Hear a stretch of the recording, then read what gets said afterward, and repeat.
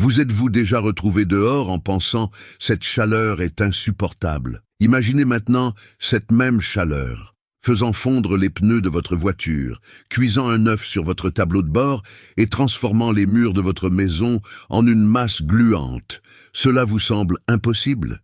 Bienvenue dans les endroits les plus chauds de la planète, où survivre au soleil est un travail à plein temps. Dans la vidéo d'aujourd'hui, nous plongeons dans des villes réelles où les températures sont si élevées que les gens doivent porter des gants de cuisine pour conduire leur voiture. Des endroits où les trottoirs brûlent, les murs fondent et où même les avions refusent de voler. Ce n'est pas de la science-fiction, c'est le quotidien de milliers de personnes. Avant de plonger dans cette réalité brûlante, prenez une seconde pour faire défiler la page vers le bas et cliquez sur le bouton rouge « S'abonner ». Croyez-moi, vous ne voulez pas manquer les faits incroyables que nous vous avons réservés. Et si vous êtes déjà abonné, vous faites officiellement partie de la bande la plus cool qui survit aux faits les plus chauds. Prêts? Augmentons la température.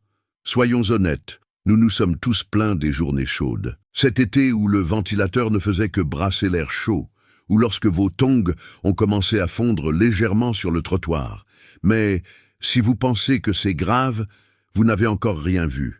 Je me souviens avoir passé un été dans une petite ville du Brésil où le soleil semblait en avoir après moi. L'air était si sec que mon téléphone surchauffait rien qu'en restant posé sur la table. J'avais vraiment l'impression de fondre. Mais devinez quoi? Ce n'était rien comparé aux endroits que nous allons vous montrer. Car pendant que nous nous cachons à l'intérieur avec des ventilateurs et des glaces, il y a des gens qui vivent dans des villes où 50 degrés, c'est juste un mardi comme les autres, où les voitures font office de four et où sortir sans préparation, c'est comme entrer dans un four à pizza. Alors, la prochaine fois que vous vous plaindrez qu'il fait trop chaud pour sortir, rappelez-vous qu'ailleurs, les murs de certaines maisons sont littéralement en train de fondre.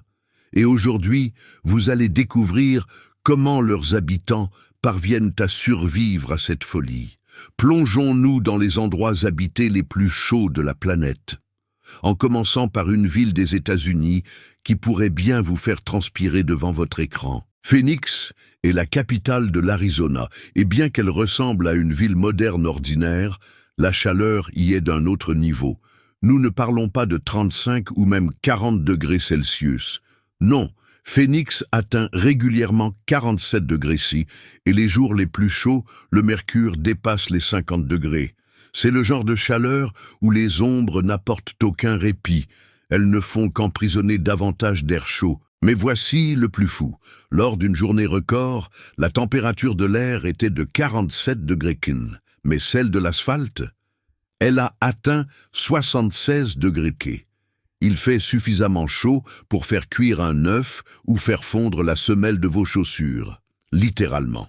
Les habitants disent que marcher pieds nus est un sport extrême. Dès que vous mettez le pied dehors, vos tongs collent au trottoir comme du chewing-gum. Même garer sa voiture est un défi, car toucher le volant sans gants, c'est s'exposer à des brûlures au 2e degré. Sans blague, certaines personnes utilisent des gants de cuisine pour conduire en été. La chaleur est si intense que les infrastructures de la ville en souffrent. Les boîtes aux lettres se déforment, les panneaux de signalisation s'écaillent comme de la vieille peinture, et même les murs en matériaux synthétiques commencent à s'affaisser et à s'affaisser comme des bougies d'anniversaire laissées trop près d'un feu. À Phoenix, survivre à l'été signifie traiter sa voiture comme un four préchauffé et son allée comme de la lave. Et pourtant, les gens y vivent tous les jours.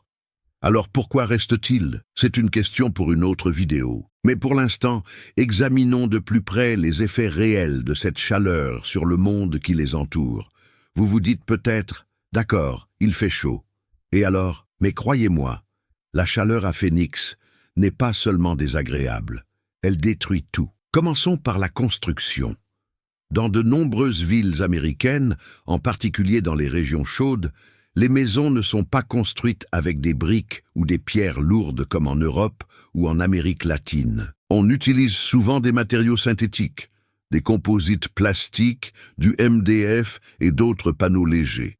Et devinez ce qui arrive au plastique lorsqu'il est exposé à une température de 76 degrés C. Il fond, il se déforme, il se courbe comme s'il était fait de cire. Il existe des photos prises en Arizona qui montrent des murs, des façades entières, qui s'affaissent comme des bougies d'anniversaire laissées dans une voiture en plein soleil.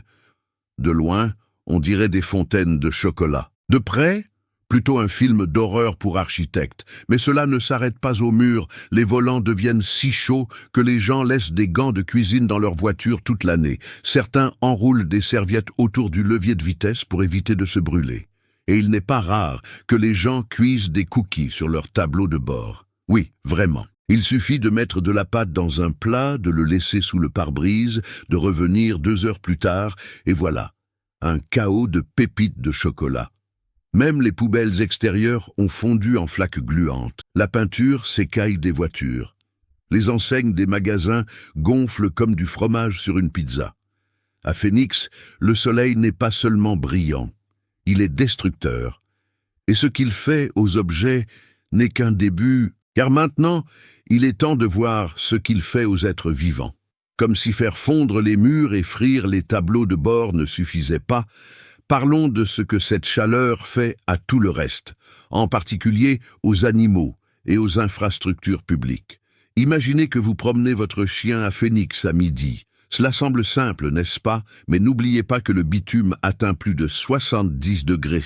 C'est suffisamment chaud pour brûler la peau humaine en quelques secondes. Alors, pour les animaux, c'est une torture. De nombreux habitants utilisent désormais de petites bottes de protection pour leurs chiens et leurs chats.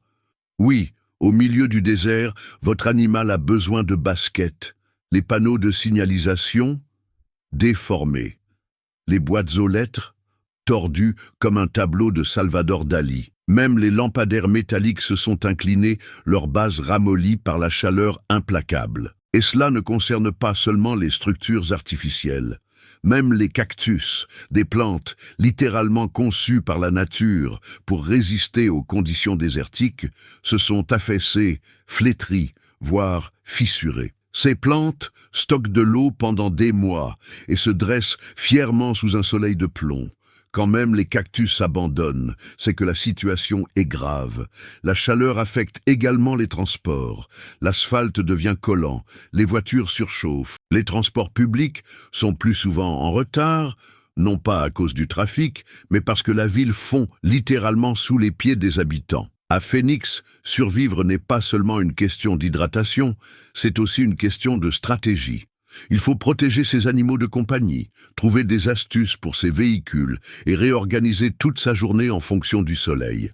Et pourtant, il fait encore plus chaud ailleurs. Parlons d'un endroit si chaud que même les avions refusent de décoller.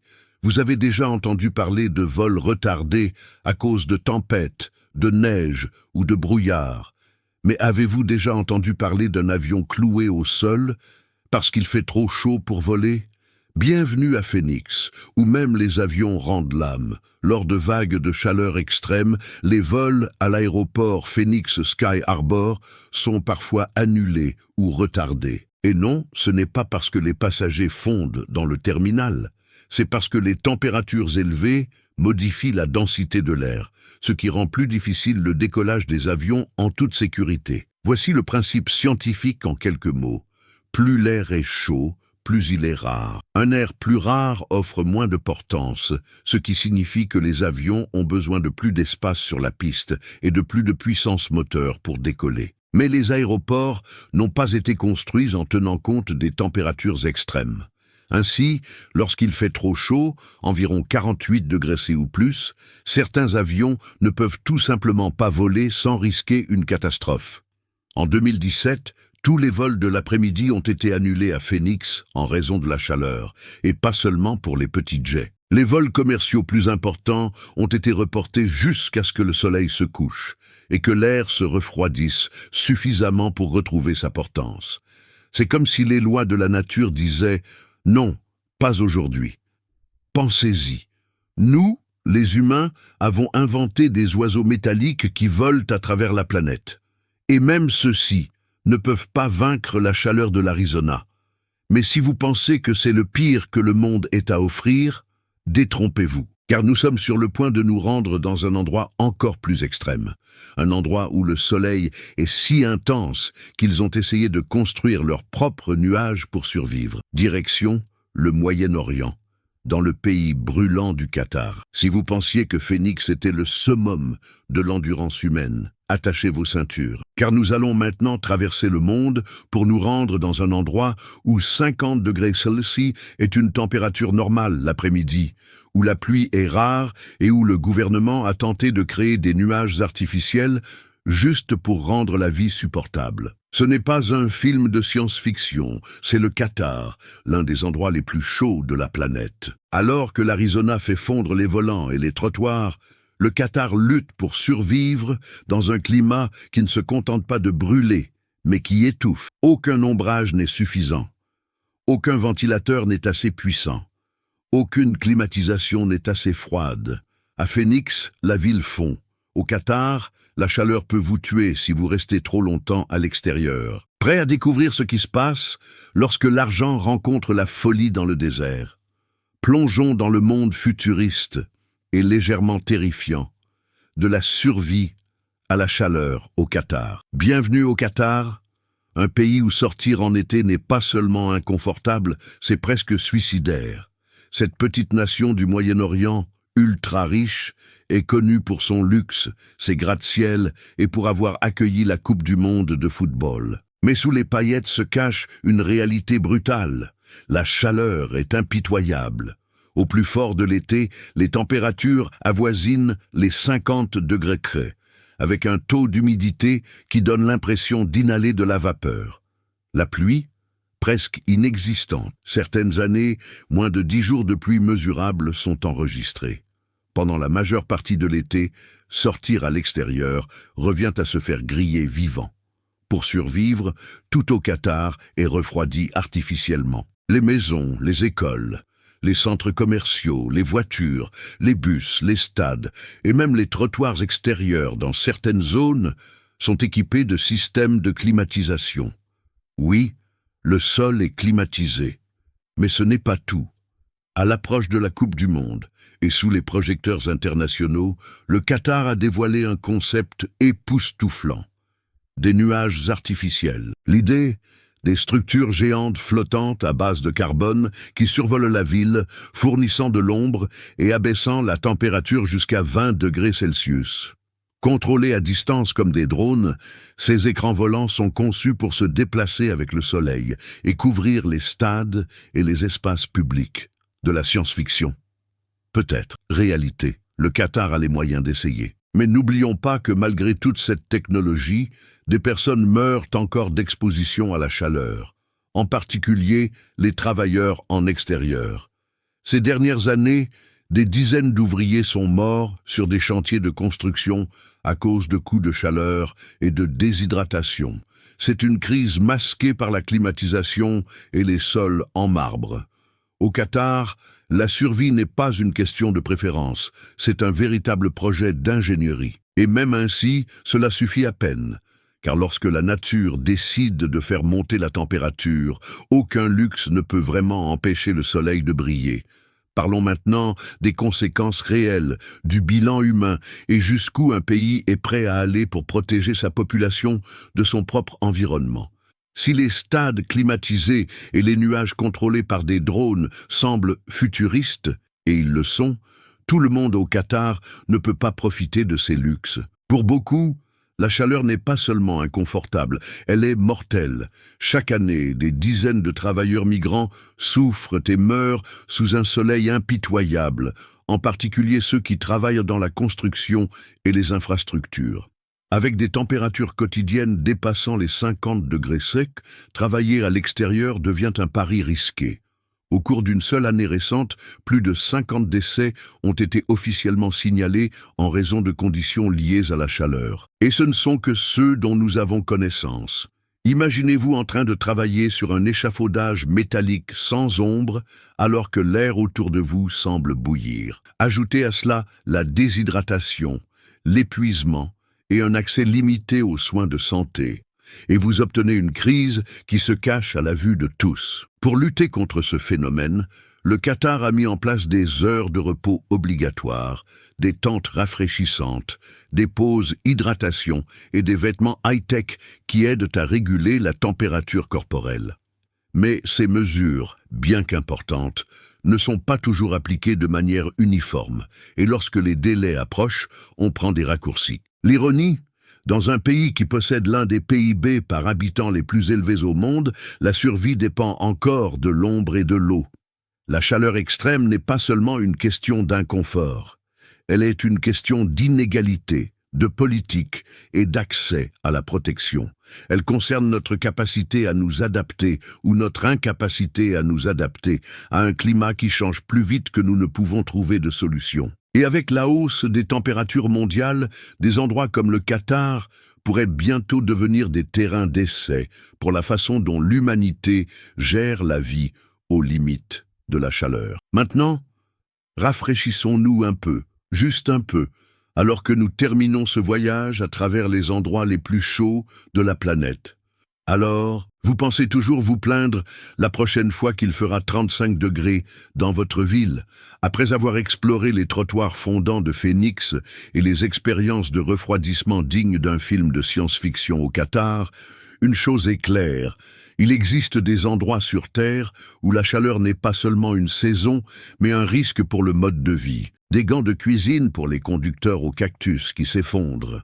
Survivre dans les endroits les plus chauds de la planète nécessite de la résilience, de la technologie et beaucoup de climatisation. Mais bon, peut-être êtes-vous plutôt du genre hivernal, car dans notre prochaine vidéo, nous partons dans la direction opposée, des déserts qui font fondre vos tongs aux villes gelées où les cils se transforment en glaçons. C'est vrai, la prochaine vidéo s'intitule « Les endroits les plus froids de la Terre et comment les gens y survivent ». Si vous avez apprécié ce voyage torride, n'oubliez pas de aimer la vidéo, de vous abonner à la chaîne et de laisser un commentaire ci-dessous pour nous dire quelle est la température, là où vous vous trouvez actuellement. Nous voulons savoir, transpirez-vous ou grelottez-vous? Merci d'avoir regardé et à bientôt pour la prochaine vidéo. N'oubliez pas votre parka.